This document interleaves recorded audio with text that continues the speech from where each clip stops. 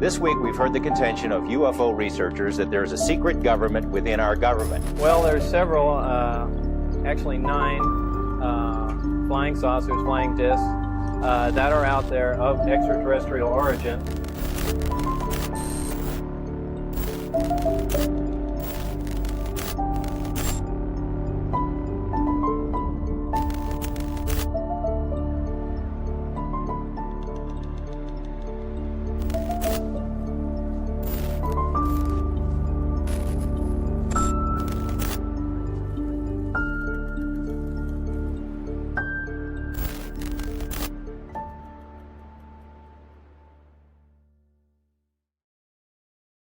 Not to burst your bubble, but the Earth is not the center of the universe.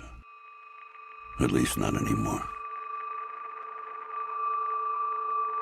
You are not the star of your own movie. Humans are not the top of the food chain. And fate is a fantasy. But I can't prove any of this, even if I wanted to. There is an indefinable, mysterious power that pervades everything. I feel it, though I do not see it. It is this unseen power which makes itself felt.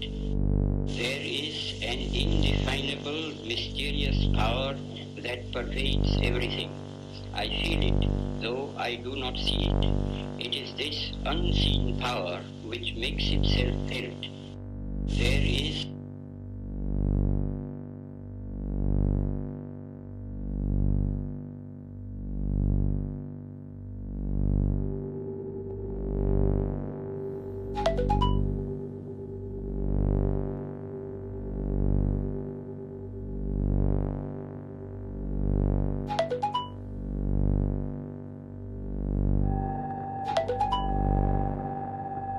Reality simply isn't what it used to be. Things are not what they seem. Everything around us is a mental construct. We create our own reality. Breaking that down is hard to do. And once it's done, there ain't no coming back.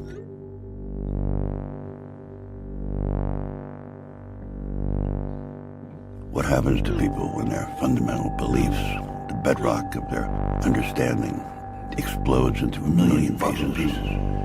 When something comes careening from out of the blue and it messes with everything we know. How do we react? How do we react?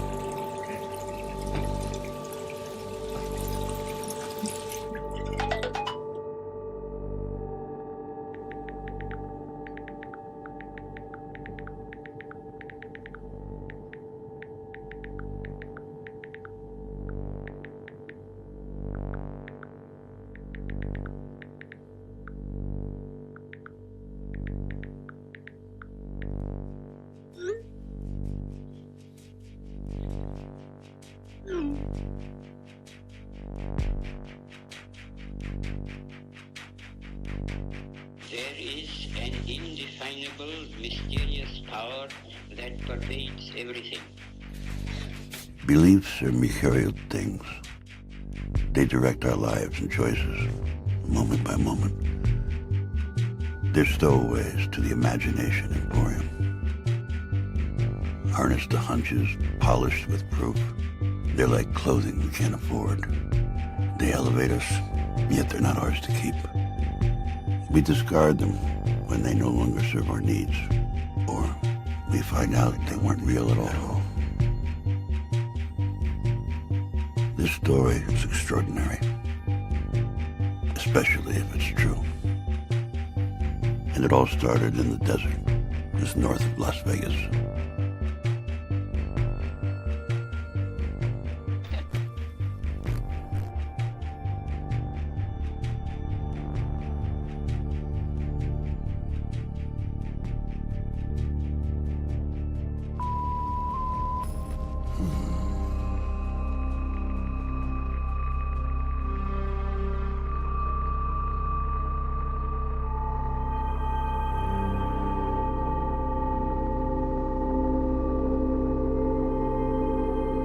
Area 51, one of the most secretive spots on the planet. It's located on the northeast edge of the Nevada test site and is said to be where numerous top-secret weapons systems have been tested over the years. According to some UFO researchers, it's also where the government is test flying alien spacecraft.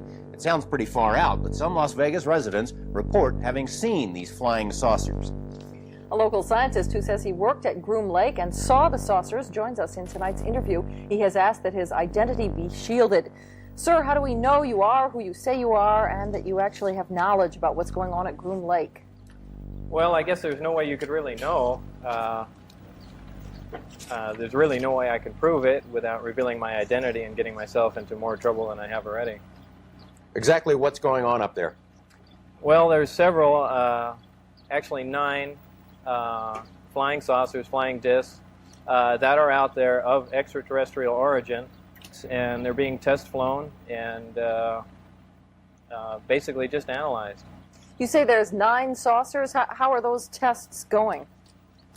As far as what? As far as whether they're successful and that sort of thing. Oh, well, some of them are 100% intact and operate perfectly. The other ones are being taken apart. I was involved mainly in propulsion and the power source. Where did we get these saucers? How did they come into the hands of the government? I haven't the slightest idea, and you have to understand the information is very compartmentalized, and I was only allowed information that pertained particularly to what I was involved in. But I mean, couldn't our government have made them as opposed to getting them from some alien beings? Totally impossible. The propulsion system is a gravity propulsion system. The power source is an antimatter reactor. This technology does not exist at all. In fact, one of the reasons that I'm going forward with this information, it's not only a crime against the American people, it's a crime against the scientific community, which I've been part of for some time, or actively trying to duplicate these systems, yet they are in existence now and basically in the hands of the government. What would happen to you if the government learned that you were giving us this information? Anything could happen. I don't know. I haven't the slightest idea. Well, you said you referred to getting into trouble. Have you had some repercussions already? Yeah, I've been threatened with being charged with espionage. I've had my life threatened by them, my wife's life threatened by them, and I mean, I don't know where else you can go from there. Well, we want to thank you for joining us. It's pretty interesting stuff you've got to say. Thank you. Thank you, sir. Well, more news in just a moment. Now, first we go to Dan Rather in Beijing for a look ahead at the CBS Evening News. CBS Evening News from China. We'll have extensive coverage of Mikhail Gorbachev.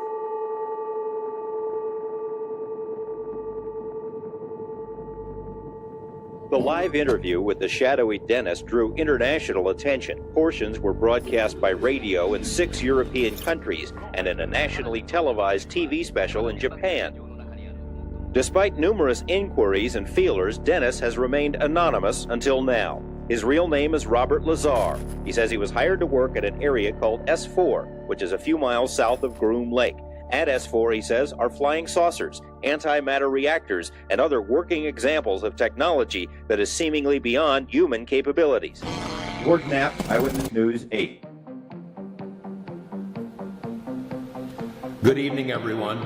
You're in the right place at the right time, blasting out of the Mojave Desert like a Scirocco, blazing across the land, into your town, into your home, slamming into your radio like a supercharged nanoparticle of unobtainium. Greetings to all of you from the boldest, bawdiest, most outrageous city in the world, the planetary capital of sun, fun, sin, sex, and secrets, my not-so-humble hometown, Las Vegas, Nevada. You know, there are a lot of people, myself included, who would like to focus on big picture stuff. Who are these visitors? Why are they here? What is the nature of reality? What is their interest in us? Where do they come from? Now, those are the questions that people have been asking about the UFO mystery since the beginning. We're no closer to answering any of them, but Bob got pretty close. Bob got to read these briefing documents that provided those kind of answers. The thing is, when we were covering his story, so much of the effort was in proving that he really was the person he said he was. Is it true? Is it plausible? That really, that was the focus, more than the really important stuff. You have to cover the story of Bob Lazar, and the only way to do that is to talk to Bob. And I don't know if he'll talk to you or not, but you need to try. It's all going to be circumstance for you, is the moment that you approach him, the mood that he's in, what else is going on in his life at the time. You might hit the jackpot and get him at exactly the right time, and the universe is aligned and he's willing to talk about it. But you'd have to be awfully lucky, because in general, Bob doesn't like to talk about it. I think he's very happy in his life. He's happy to have left the UFO stuff behind. He misses his friends. He misses John Lear. He misses Gene Huff, maybe even me to some extent. But he doesn't miss the UFO topic, and he doesn't miss talking about it, because ultimately it's disturbing. These are disturbing issues. They go to the heart of who we are as people, as human beings, the nature of reality itself. Is this a computer simulation? Are we all the product of an alien video game or some multi-dimensional movie, drive-in movie theater production or something? Big questions, disturbing answers, and Bob has never been comfortable in talking about it, never.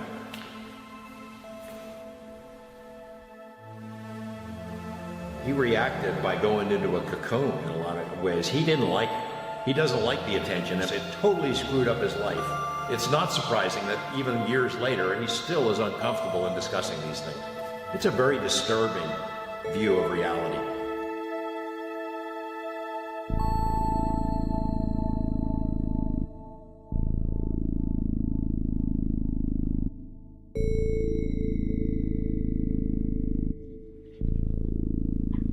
Being a young person's guide to UFOs. Wow, this looks old, man.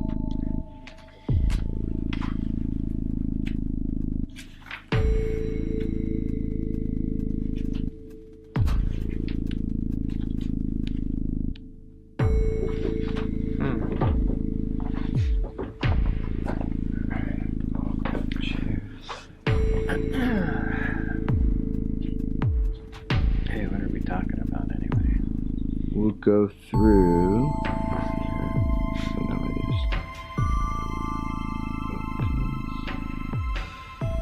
My name's Bob Lazar. I'm known for working at a classified base known as S4 out in the Nevada desert near Area 51. And there we reverse engineered alien spacecraft.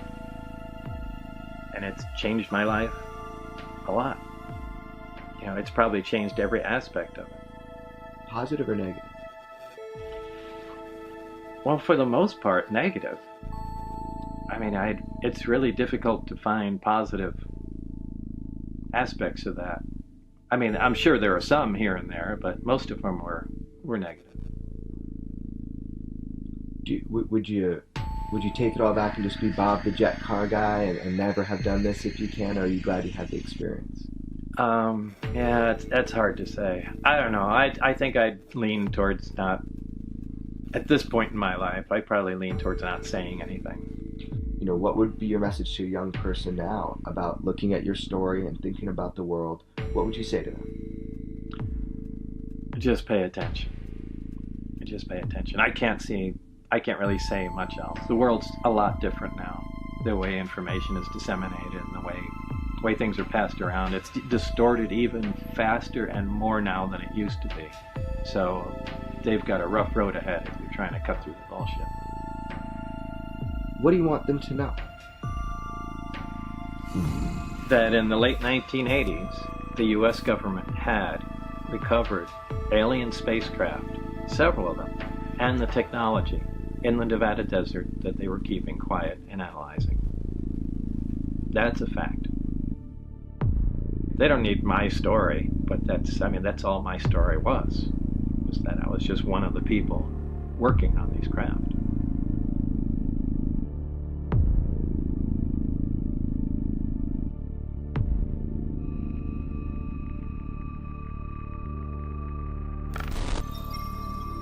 Well, fine, I'll just say everything instead of holding back on anything, and then you can edit it later on. All right. Well, take it from the top then. Okay. Well, go ahead. How you got involved with this program? I had sent resumes to several national labs. I got a response from a couple of them. I went in for an interview. They had a job in mind, and then they continued questioning me mainly on my interests outside of work. They seemed to be really concerned about that. About things like jet cars? Right. What do you do in your spare time? You say you work on little projects. I said, yeah, I have a particle accelerator in my master bedroom and things of that sort. And some time went by and they called me back in. They said there was a senior staff physicist that was leaving this organization, and they basically interviewed me for that job. I was given a lot of briefings to read on, I believe there were 121 different briefings, and they just sat me in a room, and they had while they were going and updating my clearance to a level that they call majestic. You start reading these reports, you see some of them deal with flying saucers. What's your reaction? Well, I was completely shocked. I couldn't believe it, but I was fascinated. I was so excited. It's a science dream, really. Eventually, I was shown them. One close-up, one operating. They had one of the reactors out of the crafts, which was an antimatter reactor. I was given a demonstration on how it worked, things that it did, and the physics of it. The thing they were most interested in is duplicating the reactors without using this element 115, which is, of course, impossible. They were trying to, and there have been projects before that, just trying to use a normal nuclear generator fueled with plutonium, and it was really a futile attempt. Some people are sources of gravity. Their certainty and wholeness commands our attention. We are drawn to them by a natural law that requires we don't quite understand the mechanism. But the pull is like a tide, a current you can't deny, and eventually it wears you down. Call George Knapp. Calling George Knapp, mobile.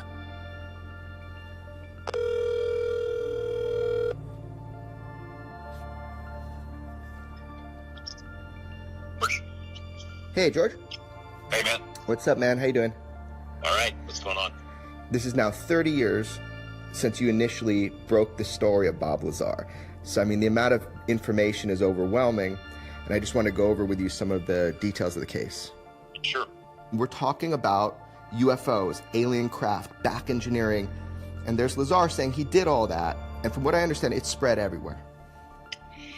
Yeah, we had the first interview in May of 1989 with him as Dennis. It's not his real identity, not known, not revealed to the audience. And even that, before we know who Bob Lazar was, that sparked a great deal of interest among the public. I spent the 8 months between May and November trying to verify Bob's background to see if we could solidify the case, to see if we could find out if he was telling the truth. And then the plan was to unleash it in November, which is what we did. It was the highest rated news series we've ever done. It was the highest rated news special that ever aired in Las Vegas. And then it really exploded. It went all over the world. Bootleg copies of the tapes were being sold and shown in movie theaters. You had media interest from all over the world, and I think a lot of it was skeptical at the beginning, which of course it would be, but in the end, every major news organization in the world beat a path to Area 51's door, and tens of thousands of people started showing up out there to see whatever it was that was flying around in the desert. They're still coming all these years later. And I know a lot of my media colleagues have had problems with that story, but they've all covered it, all of them. You put Area 51 on the map. It's now known all over the world. Even though Lazar worked at S4, Area 51 is the term that the public knows. So it was huge. It was huge then, it's huge now. The mountains appear to float on dry lake beds, like spaceships from another world. They seem to ride on a viscous material, channeled through empty space by heat that rises and separates. It vitrifies everything it contacts, like a green glass honey. A goddamn psychedelic liquid drowning the emptiness with imagination. This desert is pocked and punctuated by 1,000 gaping holes, created in 1,000 atomic blasts that define an era. What are they building in the desert north of Las Vegas? What are they hiding? What are they hiding? Fuck are they hiding?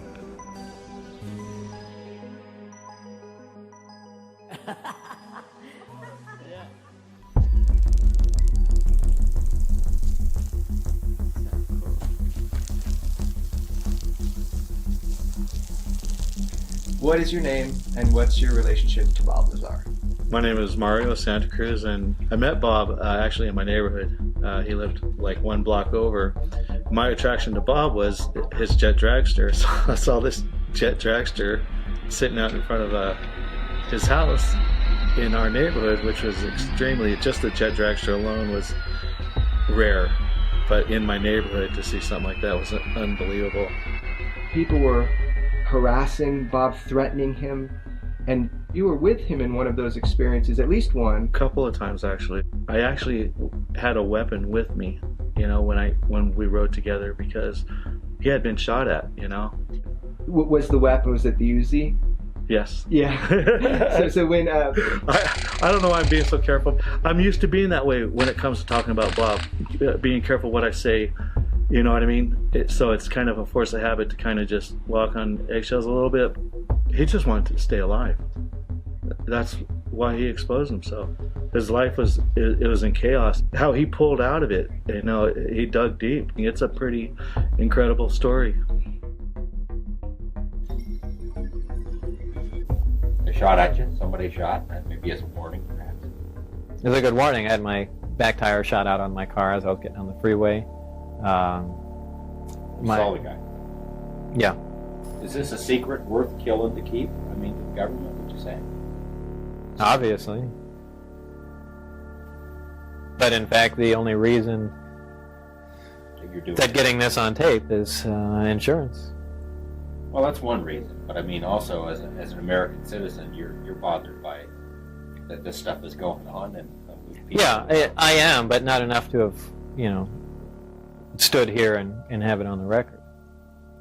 Insurance is the true motivation behind this.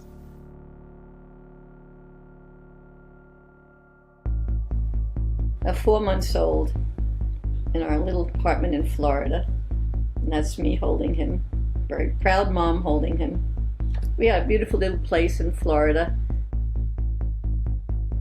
Look at that. One Sunday morning, must have been about 6 o'clock in the morning, everyone is sleeping, with this huge bang. Bob had put a jet engine in the bike. At 6 in the morning, he decided to take it out for a trip.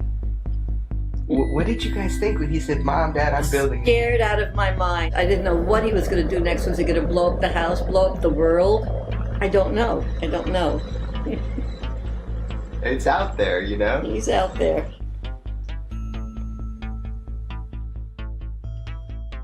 You know, if he proves his story, let's say, maybe it would cause problems. Maybe it would blow shit up. It more than likely it would. So he's best off keeping things on the low, down low, really. But at the same time, he has said there is a way he could prove his story, and I want him to be happy. If vindication is what he wants, fine. But that's up to him. You believe him or not? It's a fearful thing to think that there's something out there that we don't know anything about. Are they dangerous? Can they hurt us? Will they attack us? You don't want to know, so you don't believe it. You'd rather not believe.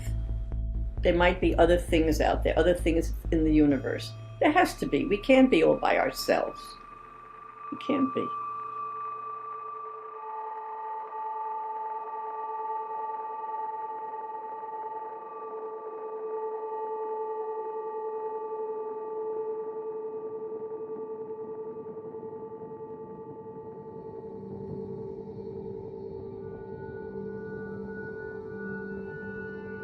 My name is Joy, and I am Bob's wife. We've been together, it'll be 17 years. What is it that you think is most misunderstood? That he really is an honest guy. You know, he doesn't make stuff up. I guess it's just so big. So Yeah. the easier thing to do is to point the finger and say liar. Yeah, that's so sad. That's really sad. That they don't know real Bob.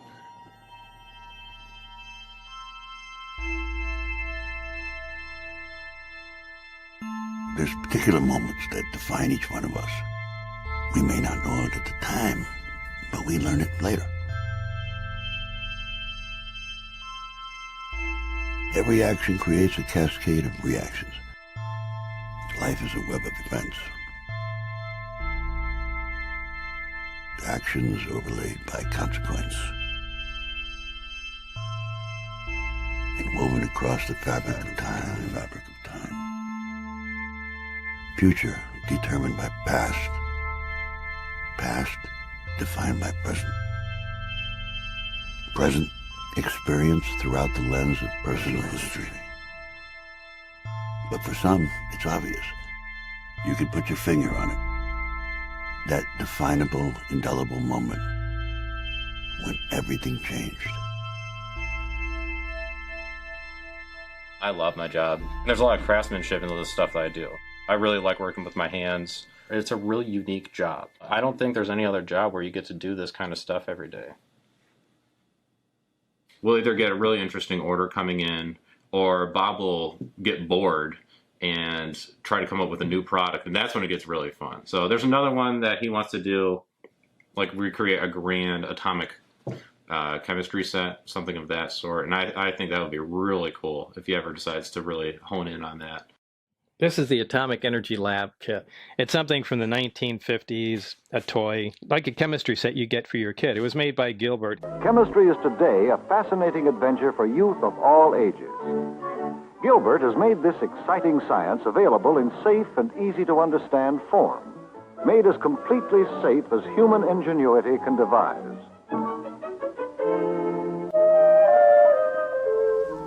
This actually came with radioactive material. You could really conduct atomic energy experiments in it. It was fascinating.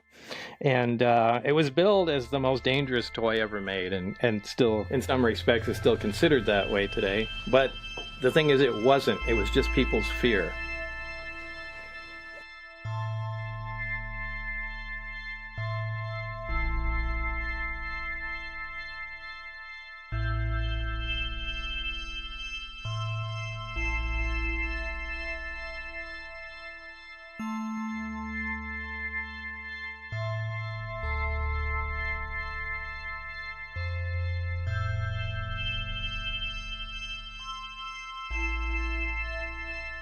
So here I am, and I'm watching you do your work. When people don't know you, it's so easy for them to just make shit up about you and to dehumanize you. How simple that is to do. The fact that somebody would say you're not a scientist. I mean, all I've ever done is science-related stuff my entire life.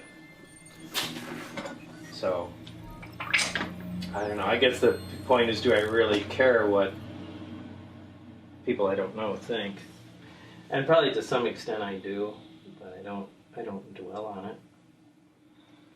I guess it is easier to discredit someone that you have no information on, because you can just say anything about them and there's nothing to refute it. I mean, I feel privileged I got to work in it, so in some respects I shouldn't be allowed to complain.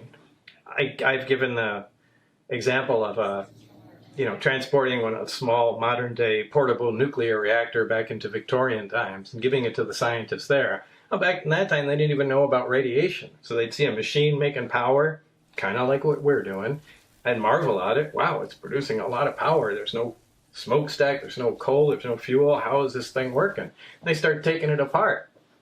Well, they'll all die as soon as they get close to the core. People that come in to check on them will all die. And no one knows, nothing touched them, so they're going to think it's haunted or there's some evil forces or something in there. But, who says that can't happen to us? The first time Barry showed me the reactor in operation, here it is on the bench, and he said, try and touch the sphere on top. And you couldn't, your hand was pushed away. Just like, two light poles of a magnet. It's the exact same feeling, but there was no metal involved. And that's shocking.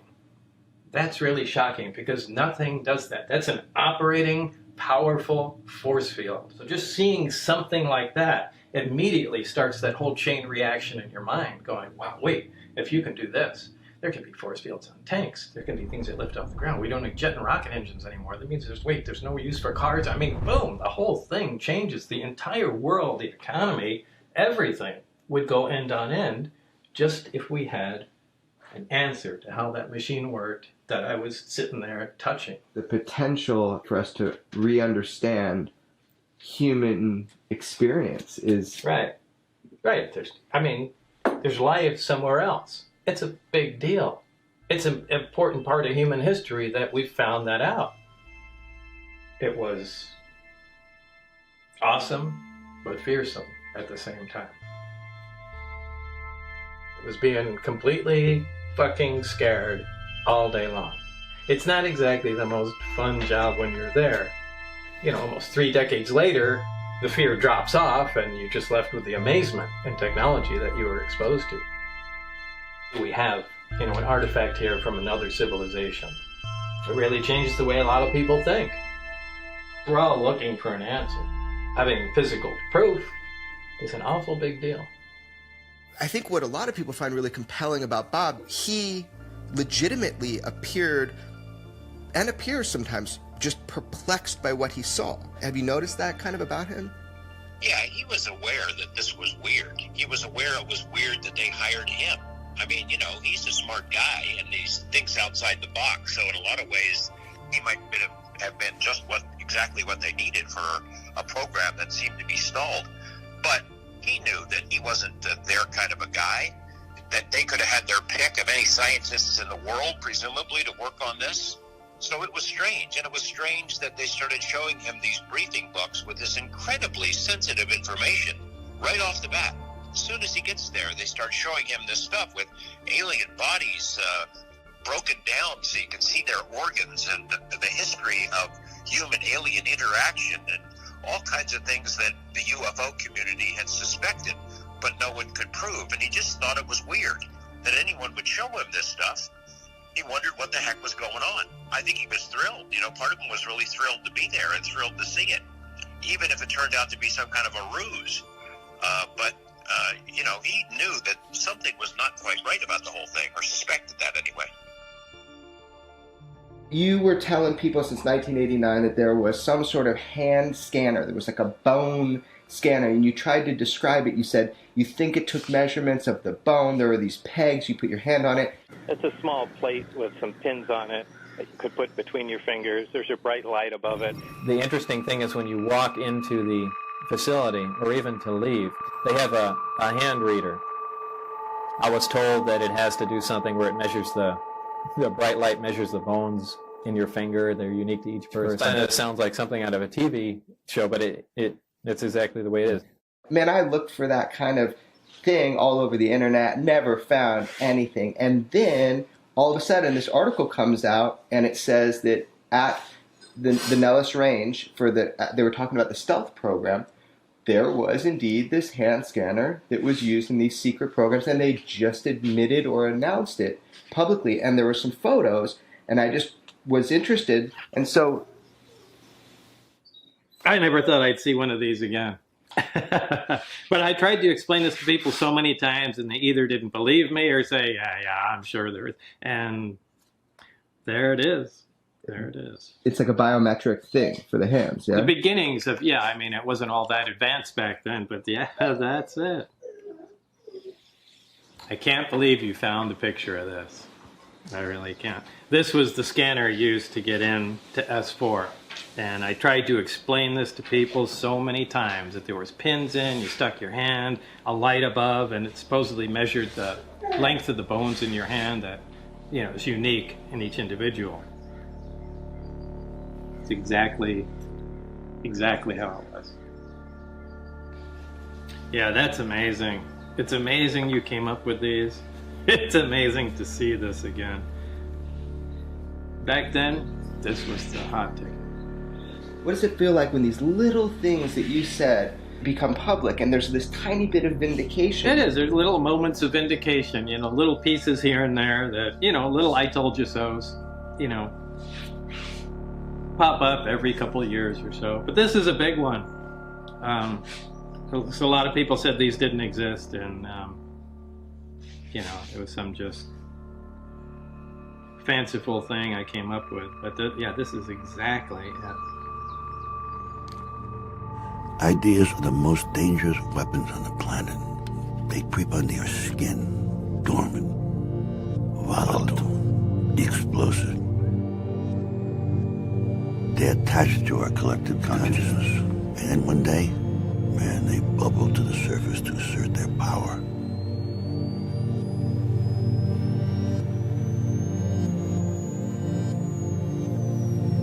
And when detonated, life is never the same again.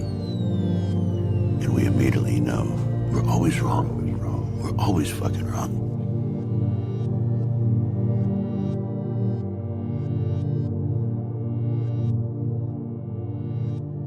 I did not believe that this should be a security matter. Some of it, sure. But just the concept that there's definite proof. We even have articles from another world, another system. You just can't not tell everyone. Checking out Lazar's credentials proved to be a difficult task. He says he earned degrees in physics and electronics, but the schools we contacted say they've never heard of him. He also said he worked as a physicist at Los Alamos National Lab, where he experimented with one of the world's largest particle beam accelerators, a half-mile-long behemoth capable of generating 700 million volts. Los Alamos officials told us they had no records of a Robert Lazar ever working there. They were either mistaken or were lying. A 1982 phone book from the lab lists Lazar right there among the other scientists and technicians. A 1982 clipping from the Los Alamos newspaper profiled Lazar and his interest in jet cars. It, too, mentioned his employment at the lab as a physicist. We called Los Alamos again. An exasperated official told us he still had no records on Lazar. EG&G, which is where Lazar says he was interviewed for the job at S4, also has no records. It's as if someone has made him disappear. One thing that people say about your story and your experience is that you were a puppet, a marionette, that you had no control over what was going on at that time, that you were taken advantage, you were compromised, and you're being used as a source of disinformation. And what evidence to support that? Right. Yeah, and what's the evidence to support those claims? Is that just something to say? No, I'm just saying that's the kind of thing. If you make a statement, you have to have some evidence to say where the statement came from. So you're basing it on emotion, right? And fear. And you're afraid that I'm right. Tell me what you've heard that makes this impossible.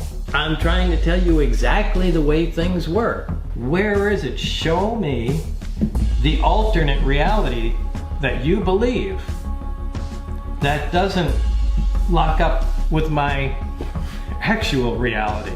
I mean, where are those other facts? To show me what they are, these facts you grabbed together and painted a different story of my life than I did. I mean, I thought I set the record straight 30 years ago. Can we ever be made whole if we're not believed? If our life story is challenged by consensus? Most of us are not forced to answer for our past. We can freely navigate this moment with a reverence for what came before. But some people are placed under a microscope. Their words, their actions, scrutinized and challenged. And then they're told to quiet the lies. How much can a man take before he submits to the weight and consequence of distrust? Does he fade back into the shadows that formed him? Or does he lash out to carve his words into your flesh? To carve his words into your flesh.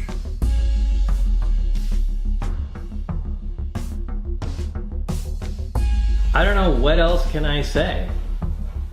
What else can I say? How can I prove anything else? At the worst case scenario, you lied for a girl or you lied to get a job. What does that mean about your story? Do you think Los Alamos just hired me out of high school?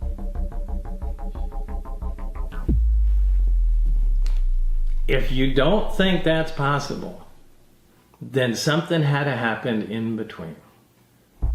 I don't understand how everybody gets so caught up in the minutia, because you can debate that stuff forever. We can go back before MIT and you can start fighting whether or not and where I lived in high school. That is not going to translate into answering the questions and the things that I've brought into the public eye. That's the important stuff. It almost seems like this is an intentional distraction. You need to pay attention to the bigger picture. If you really want to research all the other stuff, fine, go ahead and do it. But you really need to pay attention to what I'm saying. Because I have better things to do than come up with this. I'm not interested in doing this. I don't like being in the public eye. I don't got money for doing this. And quite frankly, I could make up a better lie, but I have no motivation to lie. This hasn't helped me out. What does that mean for Lazar's story that we can't prove his schooling? In fact, it was a problem. I mean, I wondered, can we go forward if we can't verify what was going on in his background? The central point for me was, if he worked at Los Alamos, that suggests he had to have an education somewhere. I think he said it to me a couple of times. You know, what do you think? They hired me right out of high school. I looked at people who knew him back then. Jim Taliani, for one, who said that, yeah, Bob went to Caltech back then. I dropped him off. I interviewed another person who also knew Bob then and said that he would drop him off at Caltech, would pick him up from the library, that if he wasn't going to school there, he sure was making a good show of it back then. Would it prove his story about working on flying saucers if he could show he had degrees from Caltech and MIT? No, of course not. It would not prove that he worked on flying saucers. It would just prove that he went to school. The people who despise him and who doubt the story the most, the debunkers, would find something else to bitch about. Bob got into some trouble after he became a worldwide UFO celebrity. He did a typical Bob sort of a thing and got mixed up with some hookers. He was helping them set up a little mini brothel in a neighborhood. And when he told me about it, I thought, oh my gosh, my professional life is flashing before my eyes here. The most high-profile witness and the biggest story I've ever done is now telling me he's involved in this criminal enterprise. He kind of thought it was funny. But it wasn't funny to me, so I said, you got to stop this stuff. You got to shut this down. I called the cops. I let some people know, look, he made a mistake. It's being shut down. They raided the place, arrested Bob. And in those days, there weren't many people who were ever prosecuted and arrested for pandering. Lazar was. So, parole and probation, they're doing a background investigation, and they're going to make a recommendation to the court what the sentence should be for his crimes.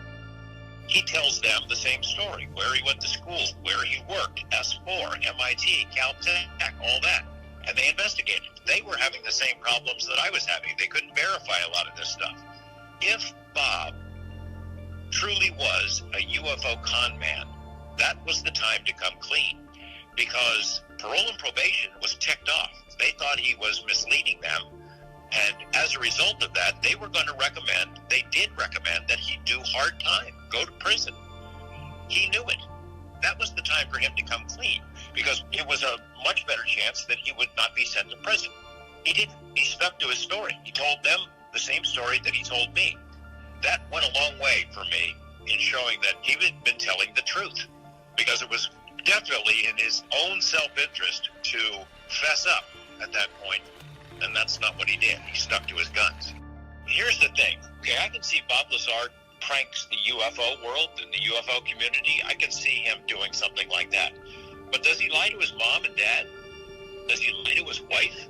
Does he lie to all of his close friends and tell them the same story and try to get away with it? You look back on the people who knew him while this was going on, who knew him before he was hired to work out at S4, who knew him during the time he was going back and forth out there, and who stuck by him after this whirlwind of international publicity kind of rained down on his head. Everyone who knew him, everyone who was close to him, supports this story and says he's telling the truth. You saw something up there that you think might have been... I really hate to say stuff that I can't put my hands on and say this is absolutely for sure. Okay, what did you say? I walked down the hallway at one time while I was working out there, and there were doors. The doors that go to the hangars, the smaller doors from the corridors, have a 9-inch or 12-inch square window with little wires running through it, just about head level. And as I was walking by, I just glanced in and I noticed, at a quick glance, there were two guys in white lab coats facing me towards the door, and they were looking down and talking to something small with long arms. Now, I was just surprised as I walked by and I only caught a glance, but I don't know what on earth that was. People say you saw an alien. Did you see an alien at S4, Bob? I don't think I saw an alien at S4. We're splitting hairs here. This had to do with a glance through a window that I wasn't supposed to be looking at anyway. And I'm still convinced. I looked in the window, and I think these guys had a doll in a small chair, which was, similar to what was in the craft.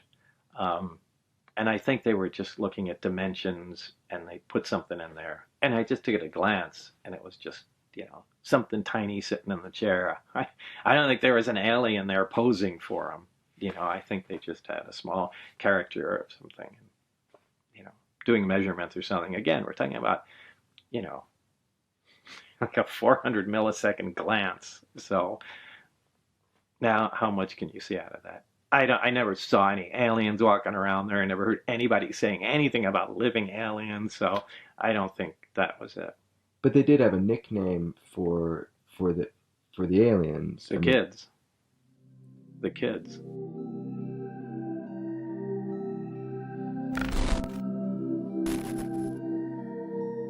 Is someone else here? Maybe visitors interested in us, in our genes, in our souls. Maybe we're property, just a goddamn commodity. We're like livestock. Maybe they'd like our condors and cupcakes, the kimono or the top hat, who the fuck knows.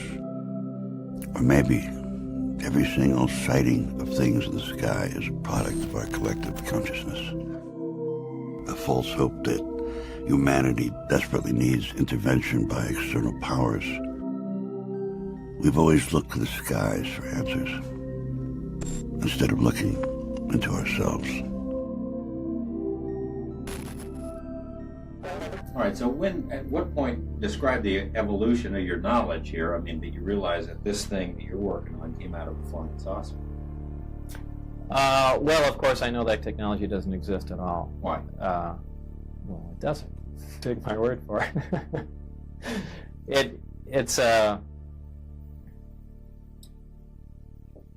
just technology that doesn't exist yet. I mean, you're talking about that science doesn't even know what gravity is, much less how to produce it or control it. And here is a device that's producing it and controlling it and using it as propulsion. So, you're telling me there's a different physics. That was your job. You were working on that. The science was something we were trying to figure out. But we knew how the devices would operate. For instance, the propulsion of the craft.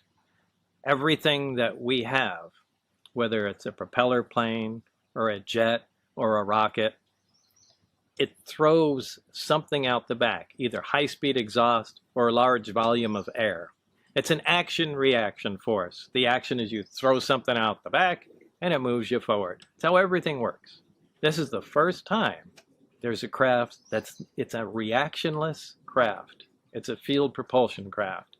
And what it does is it creates a distortion in space and time in front of it, where space actually bends. And my analogy to that has always been, put a bowling ball in the middle of your bed, and then a foot in front of it, take your fist and push down on the mattress. The bowling ball will roll towards it. And that's exactly how the craft works. It creates a distortion right in front of it, and the craft falls forward. So there's a different physics that we're not... Well, the science that explains how the technology works. I mean, it's all encompassed as one thing, alien technology and science. What is the big picture? What is the takeaway of your story after you're gone?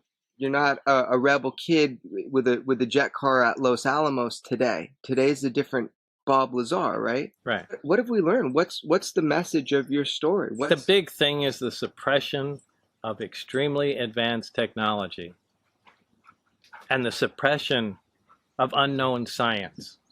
That's it. Those two things, to me, is the only thing that's important about what was going on out there.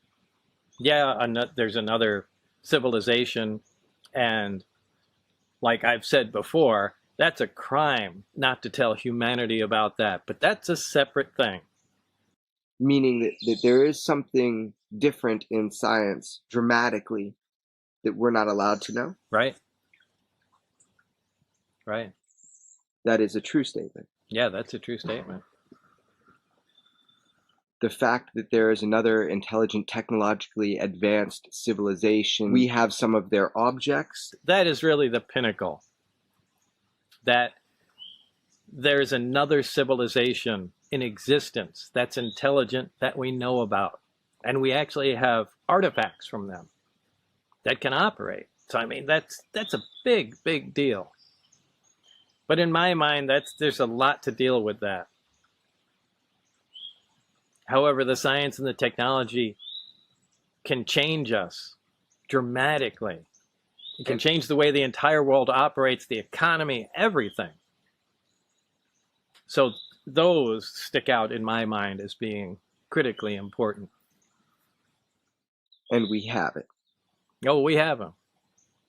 You don't have to believe it, but we do. And you've seen it. I've seen it. And you've touched it. I've dismantled it. After you're exposed to it, just for a little while, it begins to settle in your mind that these are normal things. Okay, 115 belongs there on the chart, and this flies, and this is how gravity works. Great. Just like someone from the 1800s being exposed to a car for a few days, he takes it for granted very quickly. The most shocking thing was when I actually got to look inside the disc, the seats in the panel associated with them were very small. They were, perhaps that far off the ground, like something small. Now, if we had made something like that, we wouldn't have made it to fit children. It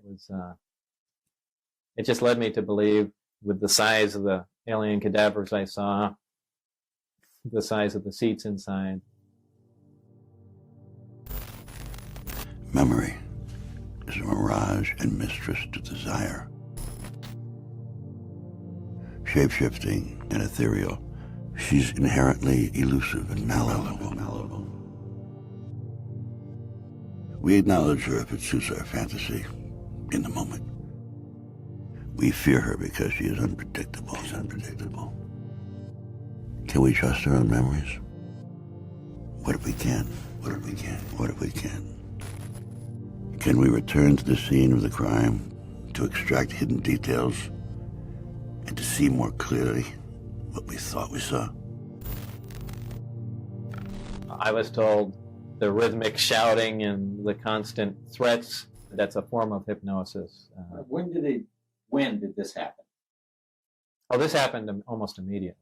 They started yelling and screaming at you? Yeah. Oh, a fun place to work? Well, no, like I said, it was a terrible atmosphere to work in. But when you weigh that with what you're going to be around, and you basically go through anything. Yell at me, go ahead. When can we get back to the flying saucers? So you did hypnosis to try to recall details from your employment and from the physics of what you learned. Is that correct? Yeah, that's correct, with Lane Keck. Okay. And did you recall anything?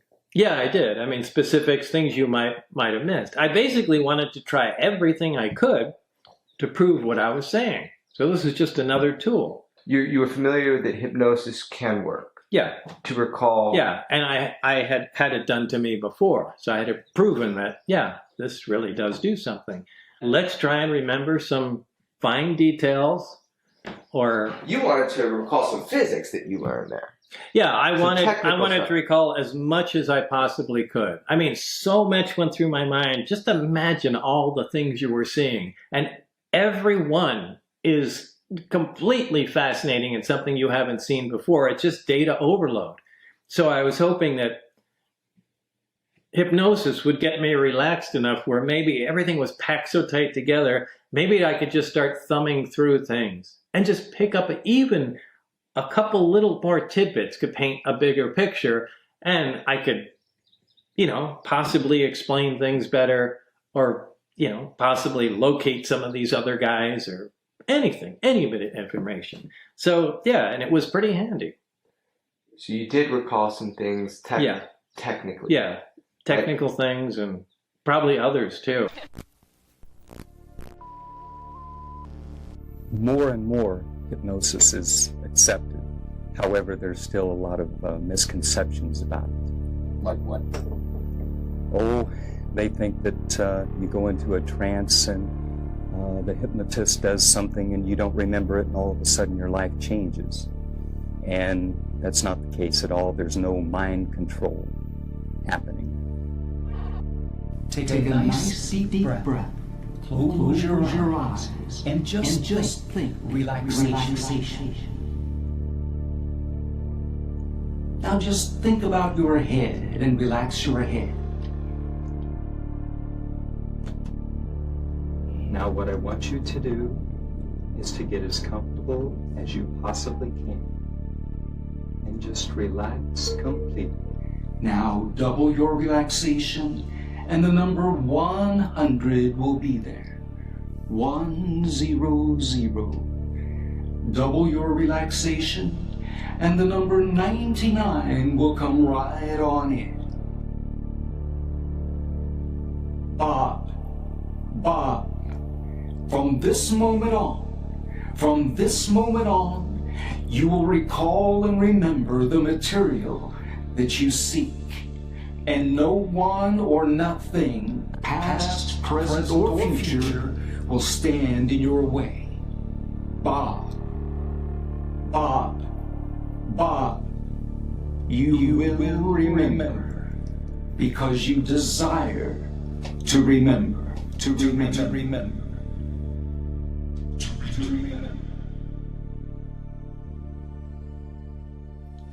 At one point, he was in hypnosis. I think it was drawing a reactor. He was trying to recall what was in the books. He saw it in the book, and then I told him, well, you'll come up and open your eyes and you'll be able to draw.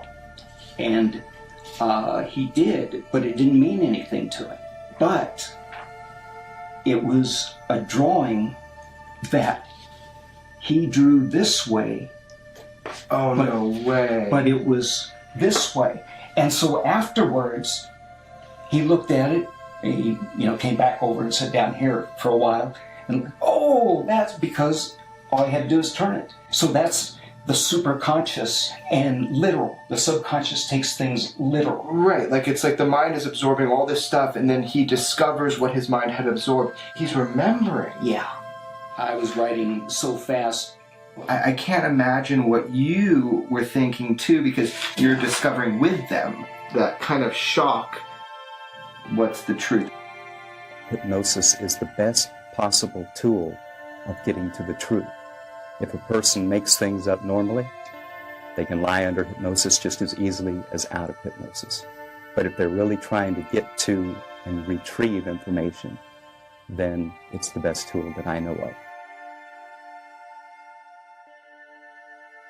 he came in to find out what he didn't know, we were able to go back, overcome the fear, and bring forth those memories.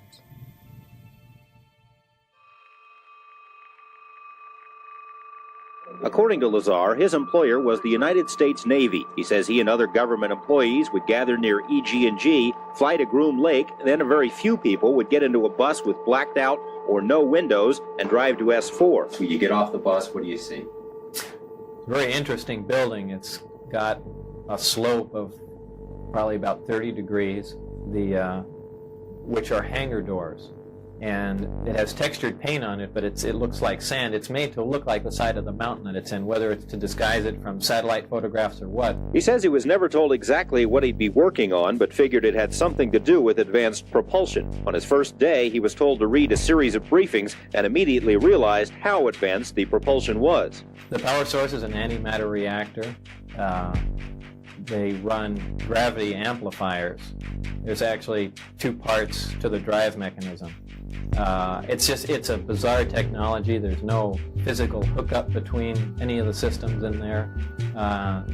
They use gravity as a wave, using wave guides, almost like microwaves. Polygrapher Terry Tavernetti runs a corporate security operation and is a former Los Angeles police officer. He put Lazar through 4 tests and concluded there was no attempt to deceive. And I left there thinking that I feel we do have some credibility to what the subject had to say.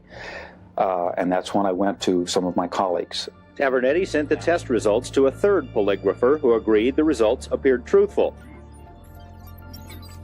Bob has explained to me multiple times he tried everything in his power to prove his story. I wanted to feel better for myself. So I said, hey, would you be willing to undergo a polygraph test? He did not hesitate. He said yes. 4 different tests on 4 different areas of Bob's claims. And he said afterward, there is no attempt to deceive at all. He's telling what he believes to be the truth. I have asked the question many times over the years, how did Bob Lazar know this stuff if he wasn't there? He knew there was a place called S4. I had called Nellis Air Force Base Public Information Office. They confirmed for me there really was a place called S4. Now, there's no news story prior to Bob Lazar about any place called S4. He knew about it. He also knew that EG&G had arranged to hire personnel, that if you were going to get a job out of Groom Lake, EG&G was the company that you would go through. He knew that there had been investigators at his home for the background check. He remembered the guy's name. It was an odd name, Mike Thigpen. Now, how did he know? How did he know that Mike Thigpen works for a federal agency that does this stuff? After 30 years, and this guy dodging you, I found Mike Thigpen. I found Thigpen. That's amazing. I couldn't believe it. He's on the East Coast. I called him. I've talked with him multiple times. You know, he won't go on camera because he doesn't want to kind of put a dark shadow upon the work that he did before. But personally, he conveyed to me that that was his job. That was exactly what he did in Las Vegas in 1989. And in fact, he remembers Bob Lazar. The most important thing Bob knew is that they were flying something that looks exactly like a flying saucer over Papoose Lake. And they flew them on Wednesday nights. And he took people out there 3 weeks in a row and showed it to them. And at least once, maybe twice, they recorded it on video. That's real. How did Bob know that? There had been no stories about test flights of flying saucers at Papoose Lake. And by the way, that's where it was. It wasn't over Groom Lake. It was over Papoose Lake. We checked out so many details that Bob had told us that turned out to be true. The existence of S4, element 115, really did become an element years later, that Bob had been consulted by the lab which first synthesized man-made element 115. There was a whole long string of things that he knew that checked out. These milestones along the way, no matter how much we nitpick it apart, no matter how much people don't want to believe it, the evidence that he's telling the truth outweighs the evidence that he's not. Well, I agree with you. And if I did not believe that, I would not still be working on the story. I would not be publicly defending Bob Lazar.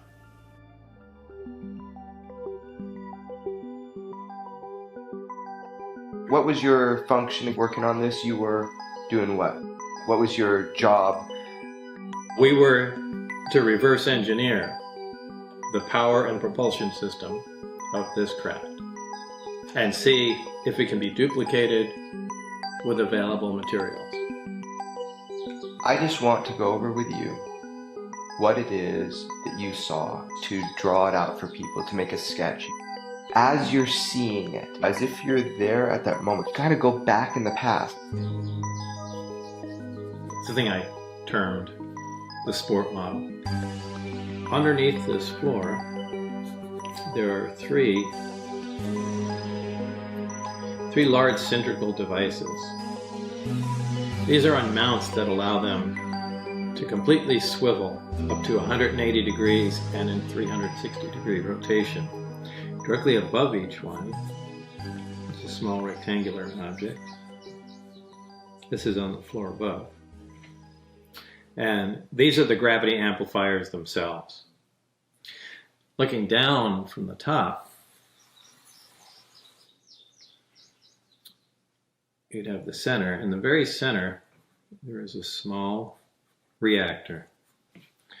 Surrounding this, in three equally spaced areas, are the amplifiers. So this is looking at it sideways, this is looking at it down from the top. And under these amplifiers, underneath, on the floor below, are the gravity emitters. So it's the reactor here, powering the gravity amplifiers. Gravity amplifiers output goes into the gravity emitters at the bottom, and the resulting gravity beam or anti-gravity wave can be pretty much put anywhere you want it to. There was another level up here. Now I had access and was permitted to view and look at the operation of this main level with the gravity amplifiers and the level below, the gravity emitters.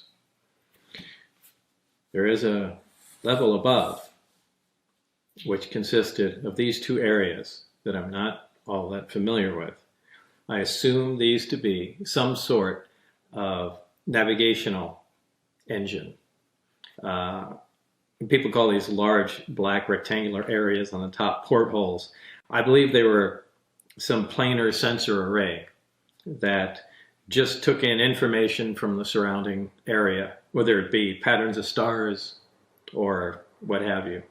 And there was their version of a computer or something to make determinations here that takes input from those sensors and then let the craft know how to orient itself and where it was in space. So that's what I assumed to be up there. I don't know for a fact. Again, that was not part of my job, and I was only led to believe that.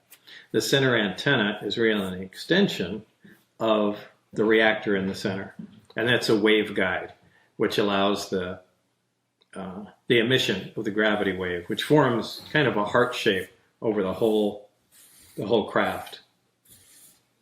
That's how it creates its distortion.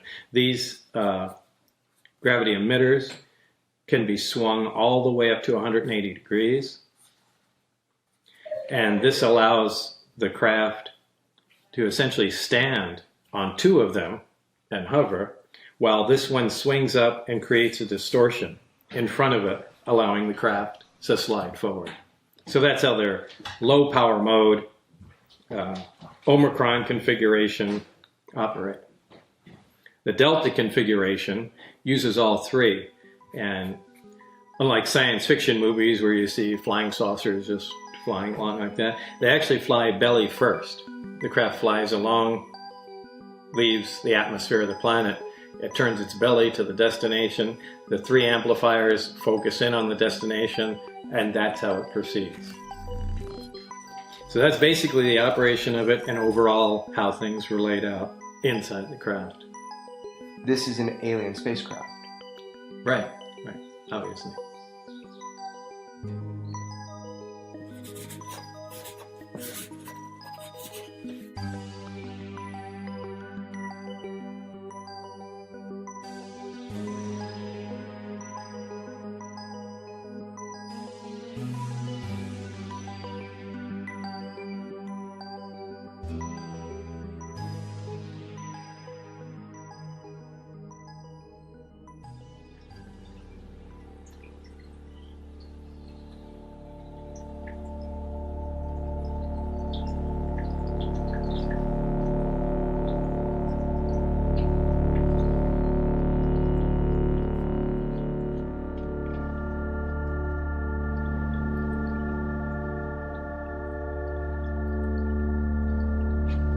This was The Albuquerque Journal. Is that your particle accelerator you had? Yeah. The guy that promised not to say anything. I won't say anything about the UFOs.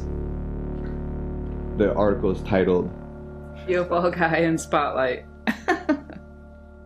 Thanks, dude. Isn't that when, after this came in there, then the fire department, police, the zoning commission, everybody descended on our Yeah, house? I wanted to know. Here's lab supplier and controversy. I don't think it's that. So originally, the thing was supposed to be about what? What did the guy say? The article. The hydrogen car, I think. Well, the was, or raid. business. It was about the raid. This yeah, one? that's why lab supplier and controversy. Oh, okay. Yeah, Okay. the raid in New Mexico.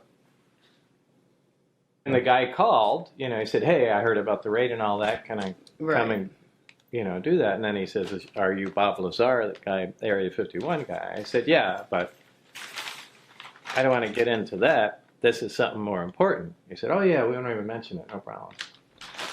Literally, your house was taken over by a SWAT team? Yeah. Yes. Don't just send a letter in the mail or call us.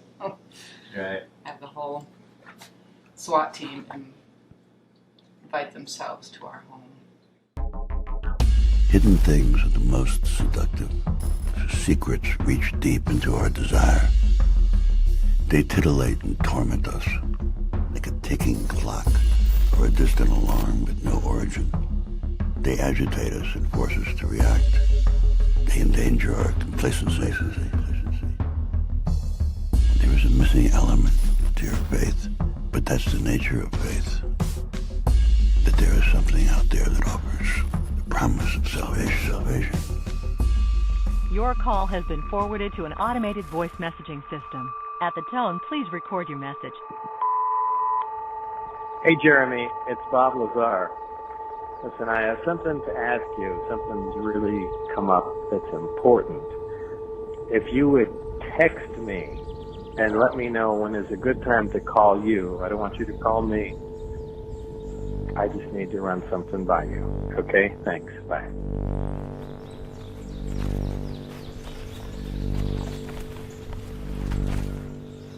Alright, so the only record of this is going to be on the audio on this one file, and then this video clip. I'm not going to cut it, I'm going to let it run. Understood. Okay, then what I'm going to do is I'm going to encrypt it, and I'm going to put both of those two files into an encrypted thing to not be touched unless we decide it should be touched. That's fine. Okay, it'll be on 2 drives, but those 2 files will both be in an encrypted folder. So here's the deal.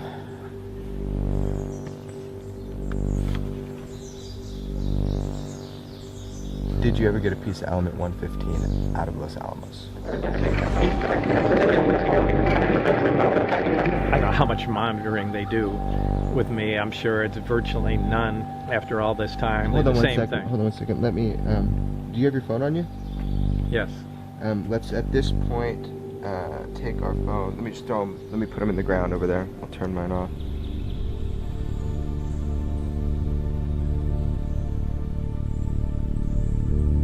I mean, maybe this has been kept from us for a good reason. A lot of people agreed to keep this secret.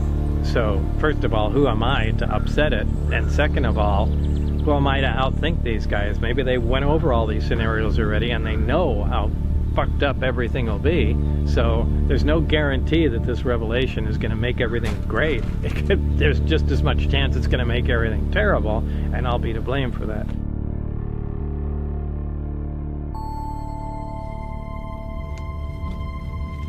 They identified themselves as FBI, and they said, "You're Bob Lazar, right?" And then, you know, one of them got on the radio saying, "Yeah, he's here." Apparently, they also had my house staked out, and they were deciding whether or not to go there. The conveyor belt of vehicles and agents and police did not stop. The whole thing was like a Twilight Zone episode. They came in and then they said, "There'll be a few other people coming here. Just got a couple questions to ask you." In a short time, the street filled up with vehicles and the building completely filled with agents. It was really something else. Did they identify themselves initially as Yeah, FBI? it was FBI, identified themselves, then came in state police and a few other agencies. I don't remember who, but there were a lot, an awful lot. Standing room only in the building. It was crazy. Yeah, they had like a forensic truck. They had a bunch of different agents. They gridded off the building. I mean, obviously they're looking for something. Yeah. And what they said, they were looking for some paperwork, an old order from 2 years ago about a customer that, ordered some potentially toxic material, which they could have called for, but this was certainly way over the top. I looked up to select the right key, and they were right beside me. It was quite surprising, considering you could see all around here, and there would generally have to be a vehicle or something somewhere. But I just pulled up, got out, picked the key, and then they started talking from behind me. I thought that was really strange. Of course, it got much stranger as the day went on. What got stranger about it? Well, just the sheer amount of people that came. Agency after agency. And, I mean, they had computer experts here going through, all the computer equipment we had here. They had people sectioning off the building, labeling it in cubic meters so they can search each one. What they were looking for was just an order form.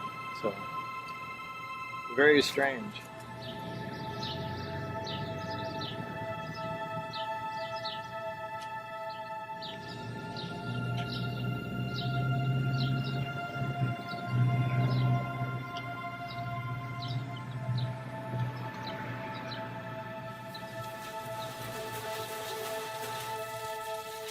You've been raided 2 times? Twice. By more agencies than I can really recall. The FDA, to the NRC, the FBI, but they usually come in mass, and it's hard to pick out who's who. So this is beryllium? Yeah. And what is it used for again? It's used in aerospace. It's very lightweight, quite strong, and high temperature metal. Do you think that you were shaken down? To some degree you're being fucked with? I don't think they're just fucking with me. I'm convinced there's ulterior motives.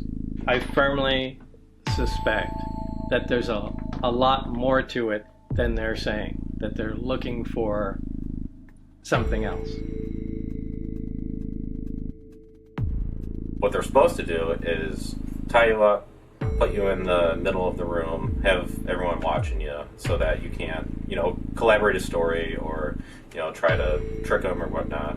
So they just kept us all in separate rooms. There's bomb squad, computer squad, I think they have like a biological hazard squad, hazmat squad, everything, the full gamut, because they had no idea what we had in our shop or like what we're capable of, or are we going to retaliate or anything like that. So it was pretty much like the full Michigan FBI was here. I mean, they had the van, they had multiple cars lined up, so.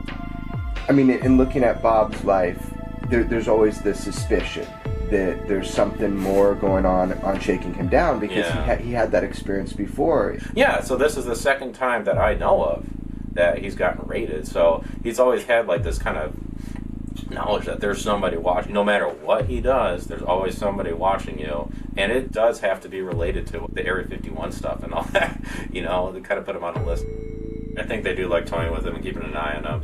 But I don't believe that it's like they're opening up a 30-year-old file and they're like, all right, we're going to crack down on the Bob story. We're going to find out if what he has, what information he's got. I don't think that they're necessarily doing that.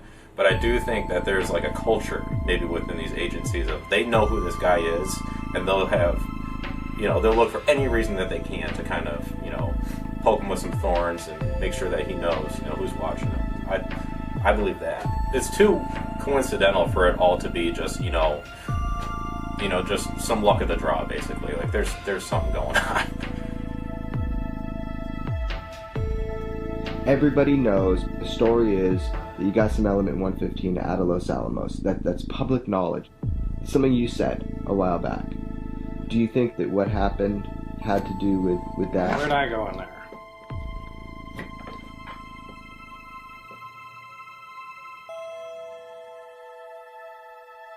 Are they trying to shake you down to find the 115 that you said 30 years ago that you got out of the lab? People are going to ask that.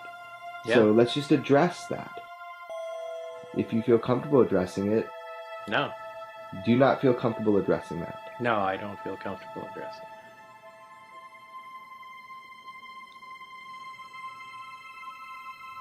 You would think after 30 years, who cares what I have to say?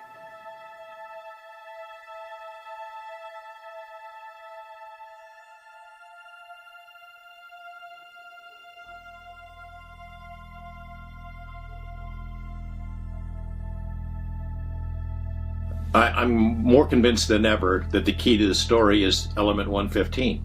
If you could get to that piece and have it independently analyzed, I think it would prove beyond all question that it came from somewhere else. We didn't make it. And it would go a long way toward establishing the story that was told by Bob Lazar as truth. So I think about that a lot. I think about the cloud chamber experiment. I get a lot of emails from people who say, oh, God, where's this video? You owe it to the world to show this video. Cough it up. And I tell them, look, I've looked for it. I've got all these boxes of crap and stuff and tape and news clippings, and I've looked for it, and I can't find it. But when somebody like you comes and talks to me about the Bob Lazar story, it gets the juices flowing again. You know, I can't help it. I'm human, and right now, I want to go find that tape. I went through every tape that Bob had in his personal home archive, and one of those tapes on the outside, in tiny, tiny little scribble, said cloud chamber. And lo and behold, there's about just less than a minute of that cloud chamber test on tape. I have it. People have been so pissed at me over the years I can't find that tape, or they think I'm hiding it on purpose, but I've looked everywhere for it, and if you found it, that's awesome. I did. Now here's the deal. In typical, Bob Lazar fashion, there's only about a minute of it. However, after all these years, 30 years, we have some footage of it, but it doesn't prove shit because it's recorded over. I was there the night that they did the cloud chamber test.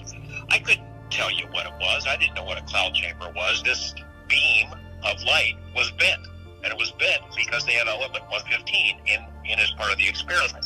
I said, well, that's pretty important. That would be huge to include in the story. I spent time trying to understand why everybody was saying this 115 being stabilized is pseudoscience. So I called some of the top heavy element physicists on the planet, from Russia to up in San Francisco to Washington, D.C., and I spoke with, about 8 or 9, but 3 in particular who would really talk to me in depth about it. All of them, across the board, said you cannot rule out a stabilized version of element 115. In fact, that we believe it is theorized that it, in the island of stability, that it would and could and probably does exist. So their way of saying it is, we can't rule it out. So all these people saying that is pseudoscience, what Bob said about element 115, I wanted to find out, is it pseudoscience? And definitively, we cannot rule out a stabilized form of element 115. I'm sorry, it is not pseudoscience. And after doing this research, that argument no longer holds water. Makes perfect sense that it could be stable, and scientists have said it for a long time. So of course you can't rule it out. Again, if you want to disbelieve Bob, if you want to cross him off the list and say he's a fraud, then your research goes 1 inch deep and you say element 115 as he described it can't exist, and then move on. If you want to be honest about it and dig further into it and understand it, then you're going to find out that, in fact, what Bob says does make sense. It can be true.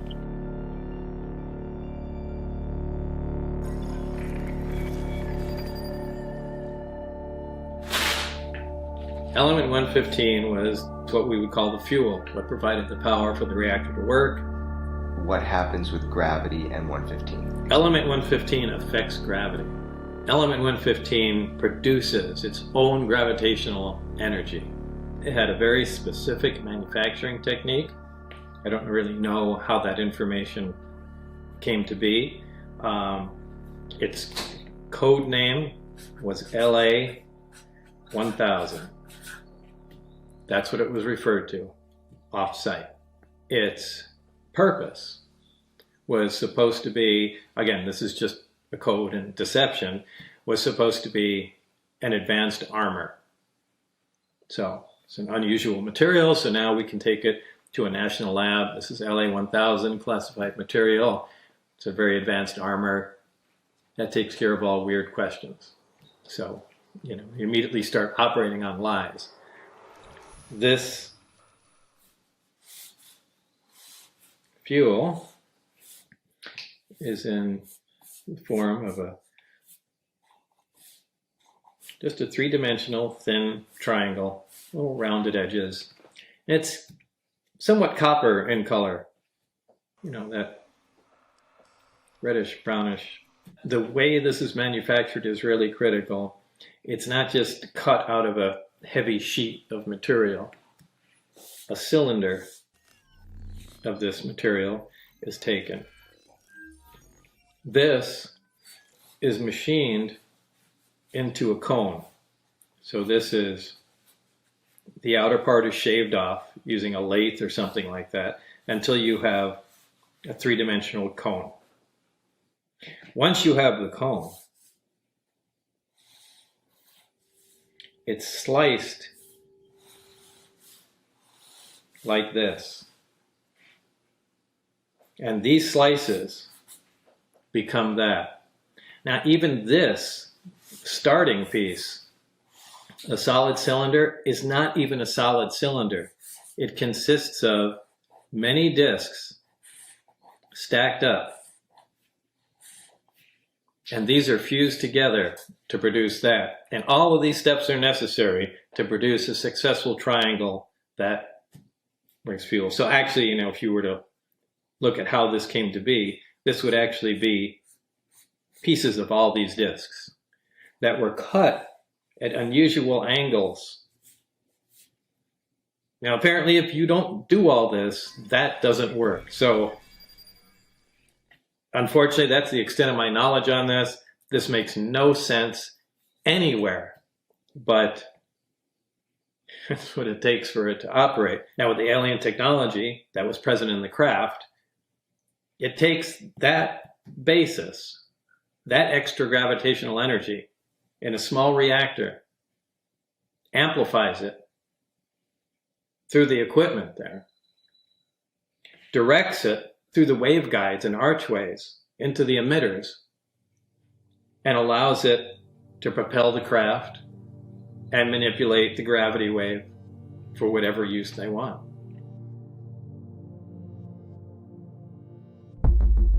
How can this be true? I don't believe a word of this. Do you expect people to believe this? No, I'm not going to change anyone's mind. That's not my intention. I'm just relaying the experience, the job that I went through. It is a fantastic thing. It's a fantastic story. But it's true. It's true. These crafts came from another, not just another planet, another solar system entirely, extremely far away, and they're here.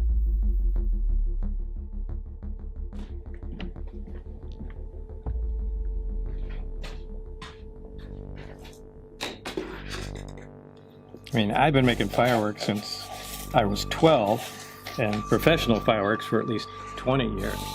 Fireworks are just fun. They're artistic. It's like painting the sky. Controlling a large amount of energy has always been impressive. Since the New York Times story broke, since Lou Elizondo came forward and said those videos went public, the world is now talking about UFOs in a more serious vein. I think that's a good thing, and I think it reflects positively on Bob Lazar's story, and I hope that the world will take another look at it. Thus, the jet bike, the jet car. Yeah, to take, you know, a large amount of energy, which would normally be thought to be out of control, to take that and harness it and have it do what you want has always been impressive to me. The easy way out is to say he's a liar, he's making it up. It's hard to go ahead and accept the possibility that he's telling the truth. But if I did not believe it, if I thought for a moment that he was lying about it, I'd be done with it. I wouldn't still be supporting it 30 years later. Your life has been under a microscope every word you've said for 30 years recorded has been under a microscope, and that's affected you. Yeah, of course it has. It affects anybody. How has it affected you? In the way I talk and how much I do. I'd rather not, in a public forum, I'd rather just not say anything. Why do you think people are so obsessed with every word that you say about your experiences, working They're at just Epsilon? Looking for a way to look for an inaccuracy and to be able to discount the whole thing.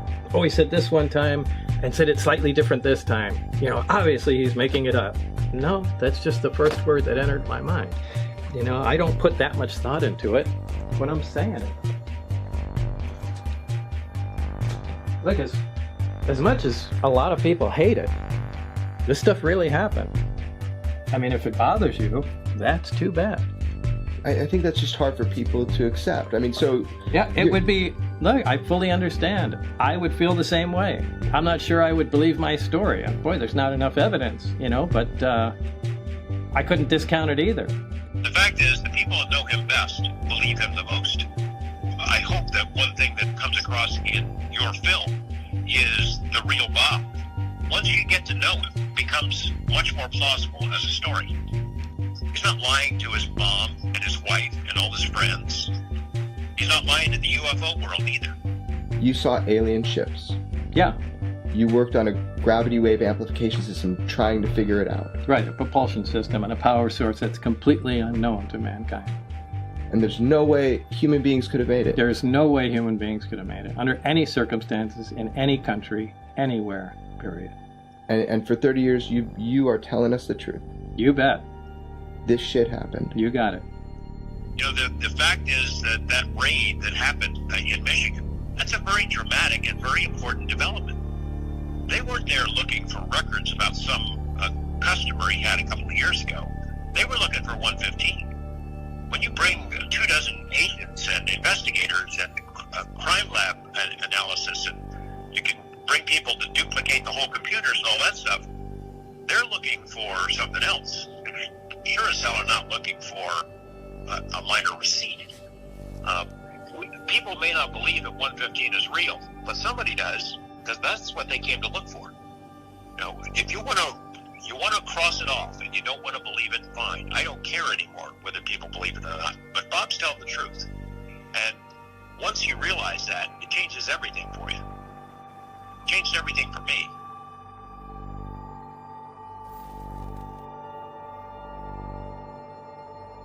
To crack a life open at its seams, to dissect and examine its content is unnerving, like the reading of omens by viewing the entrails.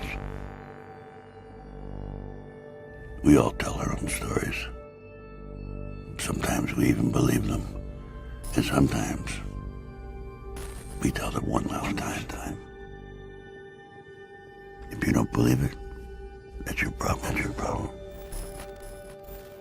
What you do with that is up to you.